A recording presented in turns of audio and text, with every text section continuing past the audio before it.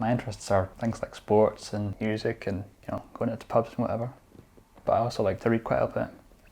I went to mainstream schools. It was a good experience, but times were tough. I've also got cerebral palsy, which affects my lower half, both lower limbs. So I've been a wheelchair user sort of all my life, and I go between sort of manual and electrical. But usually when I go out, I've not really used the electric much. I tend to use the manual, which means I need to rely on friends and family because it's more difficult to get around this area in manual chair. Obstacles come up you wouldn't think would appear, but they do. When I left school, I still had a good support network, and I didn't really think too much about the future and my plans and stuff like that. I think I was just enjoying sort of being young because I had all my friends around me and everything. When you're that age, you think it's going to last sort of forever. But as time moved on, I realised that everybody was getting up and moving on, and I started to worry more about the future. And because we weren't introduced to any of these sort of services beforehand, I didn't know how it was going to be or what I was going to do, and I almost wanted time to stand still. A few months ago, David was suffering from severe depression that had lasted several months, and I really was at a point I didn't know where to turn. We were attending a GP, not getting really a lot of support at that time from the GP, and I found myself wandering past the local care centre here in Helensburgh, and I thought, I'll go in and ask for advice. I need some help here. I don't know where to go or what to do. It was the best thing I could have done. I went into carers and spoke to people for a couple of hours, and that's where I learned about Simon and community contacts. Back in November time, I received a phone call from Neila. She was just looking for anybody to talk to who would give her some information. It was clear that there was going to be quite a bit of building up of trust. So we arranged to go for a bowl of soup. Arranged for an hour, and it was nearly 2 hours. Chatted through all sorts of things. Neila shared lots of stories of how the family had been, of how in recent times life had got difficult for Dave and for her, and that it was now at a stage where she felt she was needing to reapproach the social work teams again, but really didn't feel able to do that and was looking for support.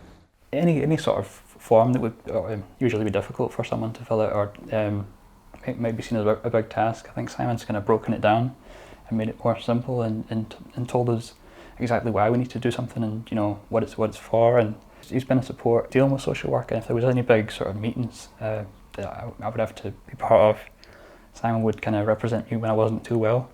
So if I wasn't able to communicate this, as I can now because I was unwell, Simon would fill in the gaps a bit. Quite a lot of the work that I have done with Dave and Neila has been that regularity of contact and of helping to build the confidence, of talking about different possibilities and beginning to explore those. So there have been some visits, I've supported with some visits to some agencies. I have signposted to other agencies and supported when those workers have come to visit at home, and where there has been paperwork that they've needed some help with, some quite significant form filling recently, I've been able to advise with that. But Dave is in a place where he's much more able to make those choices and to speak for himself now than he was just a very few weeks ago, really. And we know that might ebb and flow a little, but his confidence is really coming back, and certainly in completing this most recent form, such a lot of that work was Dave's. Having Simon around has made me feel, right, somebody's on my side. They'll steer me if I go off in the wrong direction. He's been involved with coming up to physio again because David needed more physio. He's paid attention and cared where you feel you're desperately alone sometimes in this world. He's been around when we really desperately needed him. David, in fact, said the other day after a phone call from Simon, I really like that. Yeah, I've spoken to Simon and I feel better. And I thought, well, that's quite something, because we really we were getting into a pattern of bringing each other down. David would upset me with things that he was saying. I probably upset him with things I was saying. And we've got somebody else now that helps guide us through this journey, if you like, with social work and hopefully self-directed support.